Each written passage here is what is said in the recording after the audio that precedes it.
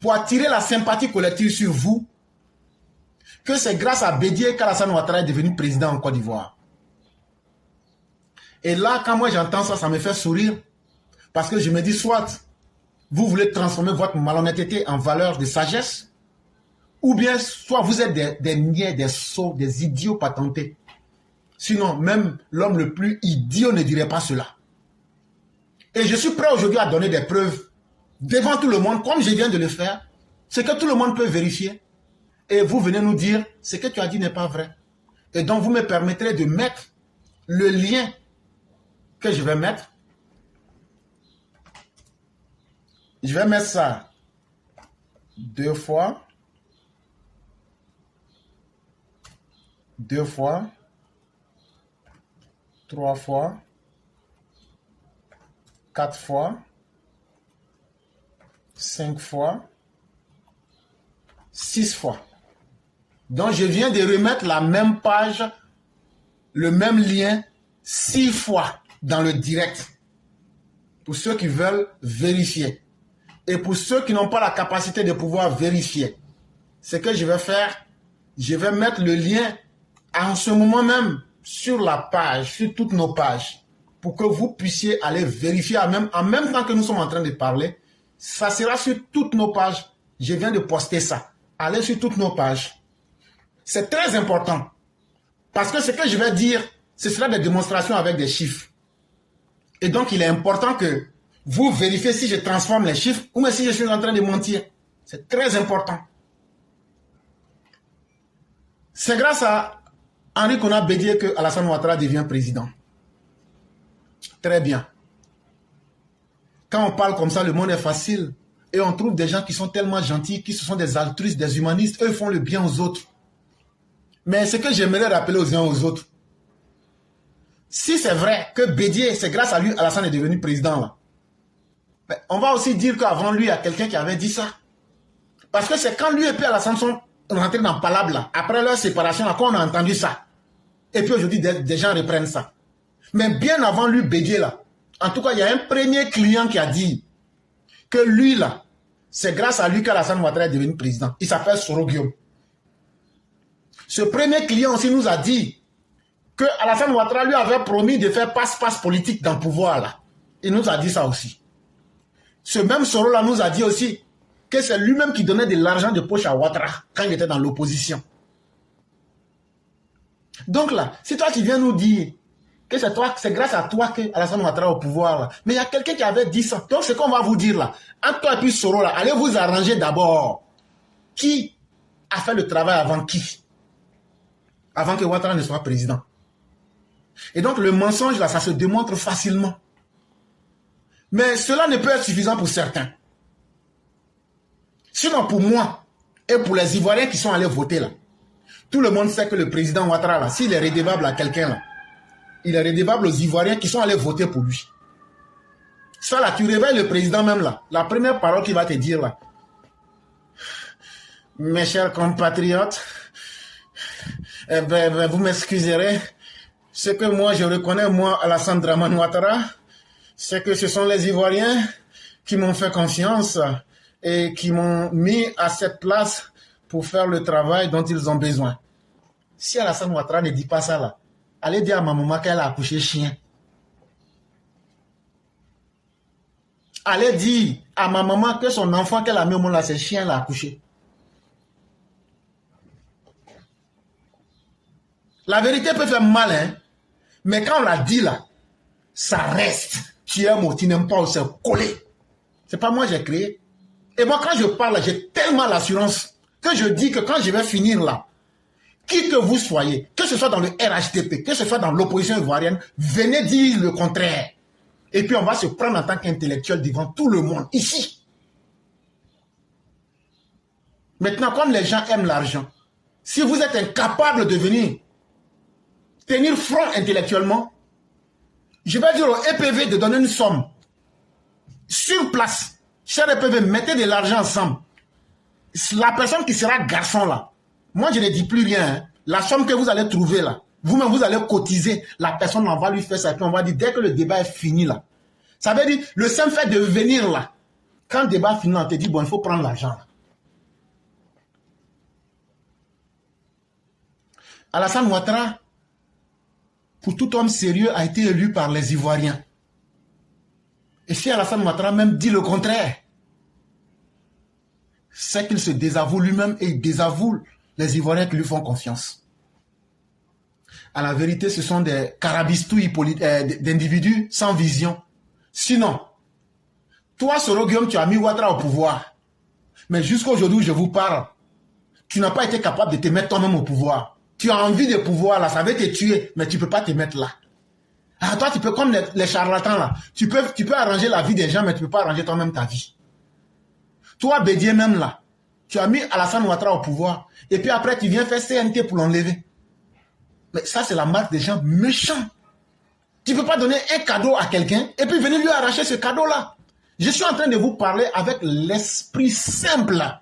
Ça veut dire, un homme là, quand tu agis avec ton esprit d'enfant là, c'est avec ça que je suis en train d'aller d'abord. Je ne suis pas rentré dans les preuves d'abord. Donc ça veut dire que vous n'êtes pas du tout sérieux. Pourquoi quand vous avez fait votre CNT, toi, Soro, qui était le militaire de choses, d'Henri Konan Bédié, vous deux, individuellement, vous avez pu mettre Ouattara au pouvoir. Même vous, vous êtes associés, vous avez échoué avec votre CNT. Ça veut dire que c'est faux. Ça, ni l'un, ni l'autre, ni encore moins ensemble, vous n'avez mis Ouattara au pouvoir. Parce que vous n'avez pas pu l'enlever. Et jusque-là, chacun de vous voulait le pouvoir, mais n'a pas été capable d'enlever Ouattara pour s'y mettre. Et donc, on peut mentir, mais le mensonge finit par rattraper. Revenons maintenant aux preuves sérieuses, pour les gens sérieux que les élèves de la classe et ceux qui nous suivent sont. Est-ce que c'est vrai que c'est grâce au vote et à Henri Konan Bédié et à son appel de Daoukro que Alassane Ouattara est devenu président de la Côte d'Ivoire à partir du 11 avril 2011? Puisqu'en réalité, Alassane était président depuis le 29 novembre 2010.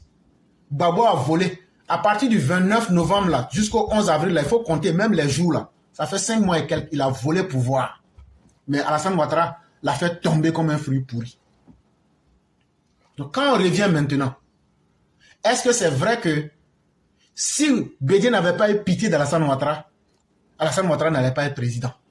C'est ça, on va vous expliquer. Et puis on va vous montrer que la supercherie que les gens veulent faire là, nous, ça ne rentre pas dans nos esprits. Et donc on va aller doucement.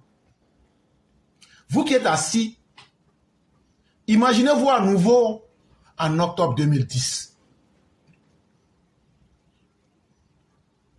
Les 3 grands candidats qui vont aller aux élections présidentielles s'appellent Laurent Gbagbo. Lui va au compte de la LMP. Le deuxième candidat s'appelle Alassane Dramane Ouattara. Lui va au compte du RDR. Et le troisième candidat le plus important s'appelle Henri Konan Bédié. Lui va au compte du PDCI. En tout cas, parmi les 3 là, le président de la Côte d'Ivoire va sortir. Quand on va à ces élections-là, on appelle ça le premier tour des élections présidentielles. Je ne vous parle pas du nombre de personnes qui étaient inscrites sur la liste. Je vous parle du nombre de personnes qui ont voté.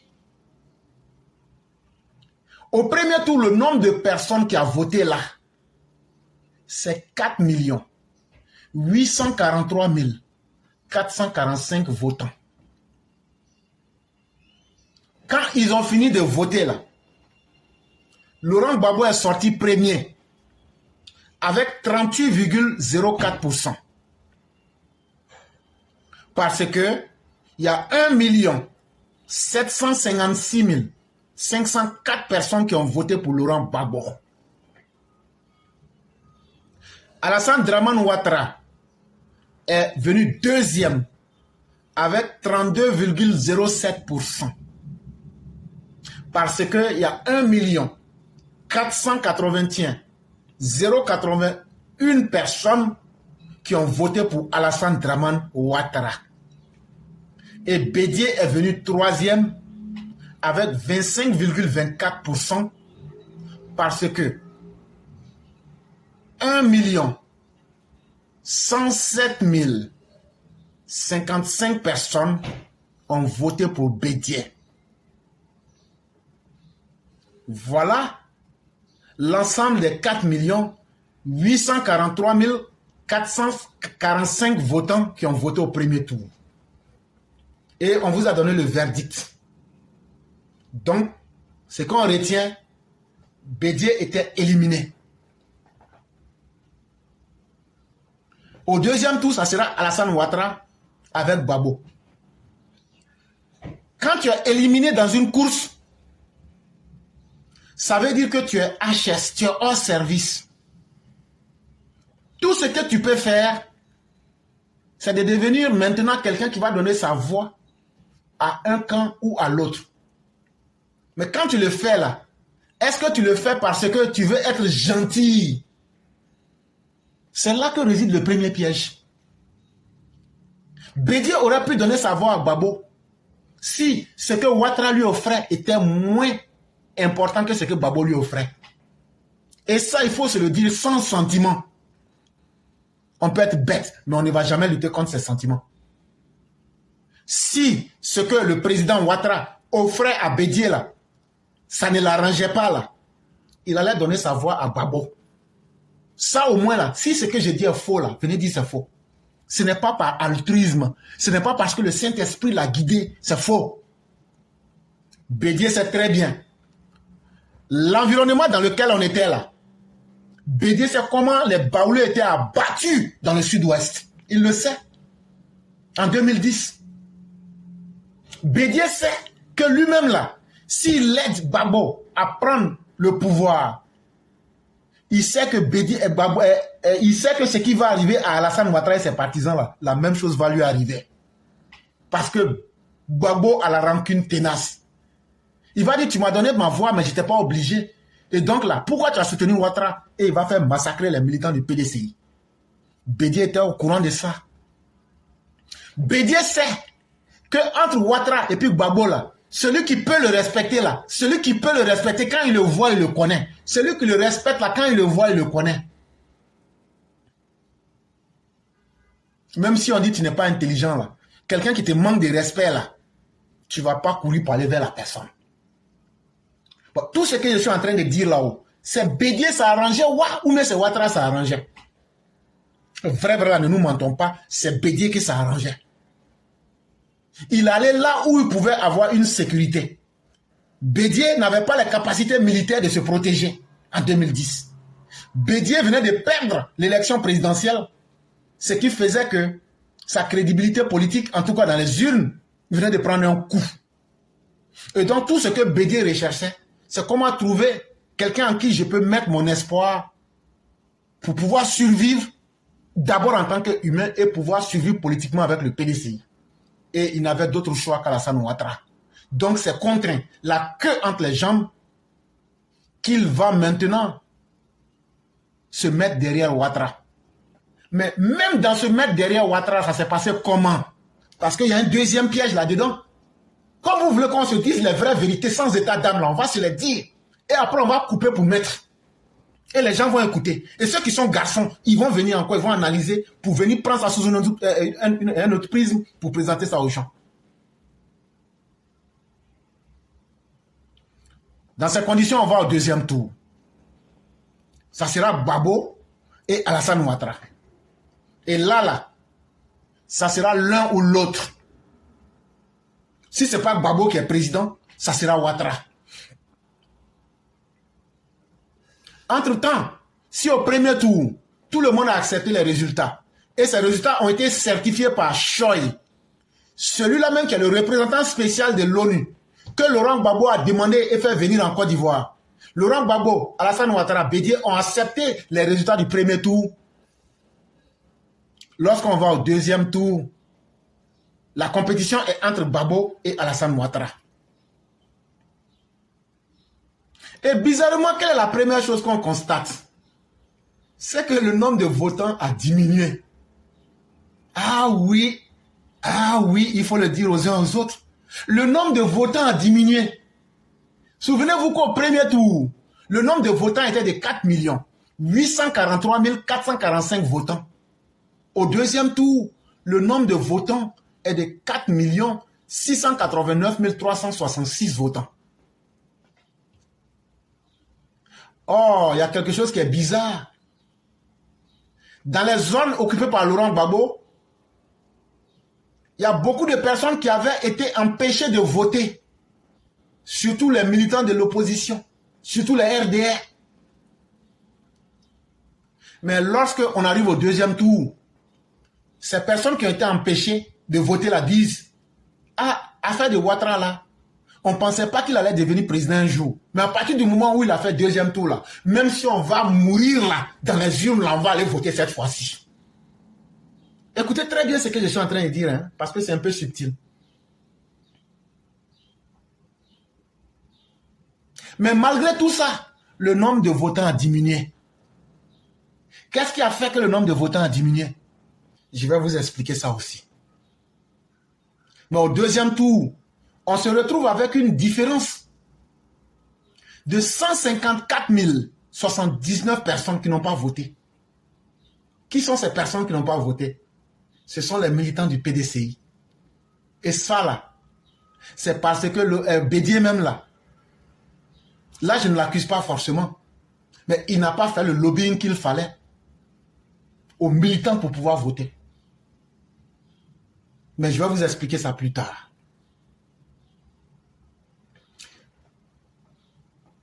Le président Ouattara est déclaré au deuxième tour vainqueur avec 54,10%. Sur les 4 689 363 personnes qui ont voté, le président Ouattara gagne 2 483 163 votants. Et Laurent Gbagbo est deuxième avec 45,9%. Soit 2 107 055 votants. Qu'est-ce que cela veut dire? Pour ceux qui veulent nous distraire, que si ce n'était pas parce que le Bédié a demandé de voter pour Ouattara, que Ouattara n'allait pas être élu. Pour bien comprendre que ça c'est faux, souvenez-vous que Bédié a été élu au premier tour avec 25,24%. Et Alassane Ouattara a été élu avec 32,07%. Quand vous mettez ces deux chiffres ensemble, ça vous donne combien? Attendez, on va faire les maths pour donner les chiffres exacts pour que ceux qui veulent contester après viennent le faire. 25,24 plus 32,07. Ça vous donne exactement 57,31. Ça vous donne 57,31%. Normalement, si Bédié avait fait le lobbying qu'il fallait, et ce que vous voulez dire aujourd'hui pour tromper les gens, le résultat aurait dû être 57, ce que je viens de dire. Mais bizarrement, je vous ai dit qu'au deuxième tour, Alassane Ouattara a été élu avec 54,10%. Le nombre de votants qui manque là, ça vient d'où? Ah oui. Le nombre de votants qui manque là, ça vient d'où? Parce que les Akans qui sont dans l'Est et puis les Akans qui sont dans les grandes villes du Sud et de l'Ouest, ou même du Sud-Ouest, et dans les villages du Sud ou du Sud-Ouest, on a eu un comportement où ce sont les Akans qui sont dans les zones Sud-Ouest, qui sont dans les villages ou les villes, c'est eux qui sont sortis pour voter Alassane Ouattara. Par contre, les Akans, qui étaient comme dans la zone comme Boaké, comme à l'Est, eux qui n'étaient pas sous la menace de Laurent Gbagbo, eux, ils ne sont pas sortis pour voter. Et ça fait qu'il y a eu au moins 154 079 personnes qui n'ont pas voté au deuxième tour. Mais qu'est-ce qui a fait que ces personnes n'ont pas voté? C'est parce que ces gens-là ont été soit conduits par leur tribalisme, ou bien même que Bédié n'a pas fait le lobbyisme suffisant pour que ces personnes-là puissent sortir pour voter. Sinon, on aurait eu les 57%. Et donc, quand on vous met ces chiffres en face, c'est sans état d'âme. On comprend donc que ceux qui ont fait que le président Ouattara a pu gagner là, ce sont les militants du RDR qui ont été régalvanisés au deuxième tour. Ceux qui avaient été empêchés de voter là, ils se sont dit, mais on est si proche du but. D'abord, voilà quelqu'un qui ne devrait jamais être président en Côte d'Ivoire, qui ne devrait jamais participer à une élection. Voilà quelqu'un, même s'il produisait des certificats de nationalité chaque semaine, on ne va jamais le laisser être candidat. Aujourd'hui, il a été au premier tour. Il est aujourd'hui au deuxième tour. Même si on doit mourir, on va aller pour voter. C'était ça l'esprit des militants du RDR. C'est ceux-là qui se sont levés. Et c'est ceux-là qui ont dit on va se débarrasser de Laurent Gbagbo dans les urnes, quel que soit le prix que ça va nous coûter. Voilà pourquoi Alassane Ouattara a fini avec 54,10% et non 57%. Parce que si ça avait été 57%, c'est que c'est Bédié réellement qui a pesé avec ses 25,24%. Mais vu que c'est moins que ça, ça veut dire que ce que vous dites ne tient pas. Et ça, il faudrait qu'on vous le dise en face. Et que Alassane Ouattara n'est pas redevable à Bédié. Au contraire même, Bédié a trop gagné avec Alassane Ouattara. Bédié a été transformé en président de conseil d'administration de la Côte d'Ivoire. Même pour choisir un poste de ministre, quand quelqu'un veut devenir ministre, il va à Daoukro. On le choisit. Même quand il est incompétent. Parce que je vous ai dit, il n'y a pas quelqu'un qui a su respecter Bédié plus qu'Alassane Ouattara. Mais quand un homme n'est pas fait pour être un grand, quand un homme n'est pas fait pour être dans les hauteurs, la personne même finit par se mettre dans la gadoue. Et c'est ce qu'a été la vie d'Henri Konan Bédié. Une vie engluée de honte, une vie engluée de désespoir, une vie d'un vieux jaloux qui voulait coûte que coûte sa revanche sur le putsch mal géré de Guéhi Robert et qui voulait coûte que coûte se venger d'Alassane Ouattara qui, selon lui, il a soutenu Alassane Ouattara, mais que Alassane Ouattara n'a pas respecté son engagement de lui donner le pouvoir en 2020. Ça là encore, voilà un mensonge encore qu'ils sont en train de faire à la face du monde. C'est toujours la même rengaine. Alassane nous avait promis le pouvoir. Est-ce que Alassane Ouattara là, c'est lui-même là, il peut se voter lui-même pour vous promettre le pouvoir? Lui-même là, pour prendre le pouvoir là, il a besoin des populations. Si lui-même pouvait se donner le pouvoir là, il n'allait pas vous appeler. Il n'allait pas aller faire, comment vous appelez, les oufouettistes avec vous. Il allait prendre pouvoir là directement. Et là, je viens de mettre encore les liens pour ceux qui veulent vérifier. Et donc, pour terminer, le Bédié aura connu une triste fin. Une fin des plus funestes. La fin qui est réservée à tous les tyrans despotes, les potentats de ce monde. Et ce n'est que peu mérité. Parce que l'individu méritait pire que ce qui lui est arrivé. Il a fini dans la honte. Quelle honte, quelle humiliation que cet individu de Bédié n'ait pas pu maintenir sa gloire qui lui a été toujours offerte sur un plateau d'or. Dieu merci, sa maladie, qu'est la jalousie et la haine auront eu raison de lui en le rejetant hors de notre civilisation. Pour ma part, en tant que personne, éclaireur pro-vérité, j'ai dit que la mort de Bédié aurait été un soulagement. Un soulagement à tel point que je dis bon débarras. Mais surtout, ma posture du moment est une leçon pour tous les dictateurs, pour tous les impénitents et pour tous ceux qui n'ont aucun respect pour la vie. Ma posture d'aujourd'hui doit vous servir de leçon. Tous les malfrats endurcis qui se cachent derrière le voile de la pratique politique sous-tropique, nous allons vous corriger et vous administrer ce que vous n'avez jamais espéré. Tant mieux pour ceux qui changeront, mais aussi tant mieux pour ceux qui vont s'obstiner à faire le mal. Vous serez traités de la même façon. Et hier, il y a quelqu'un qui m'a posé la question, si Laurent Gbagbo mourait, est-ce que tu ferais la même chose? J'ai dit que je ferai même pire. Si dans le cas de Bédié, je n'ai pas placé Bâche et Baf, Laurent Gbagbo meurt à midi 1 minute. Je commence à danser. Parce que lui, il a été courageux, a dit qu'il lui n'a rien fait. Et lui ne va jamais présenter ses excuses aux gens qu'il a fait tuer. Que ce soit dans son camp, que ce soit dans le camp d'en face. Pour lui aussi, là, on n'aura jamais de pitié. Et ça, c'est moi. Je ne connais pas pour les autres. Mais moi, je m'assume. Et j'ai dit ce que je pense. Et je trouve que je suis en harmonie avec ma conscience. Je ne peux pas supporter quelqu'un qui a détruit des vies et faire semblant de dire le contraire.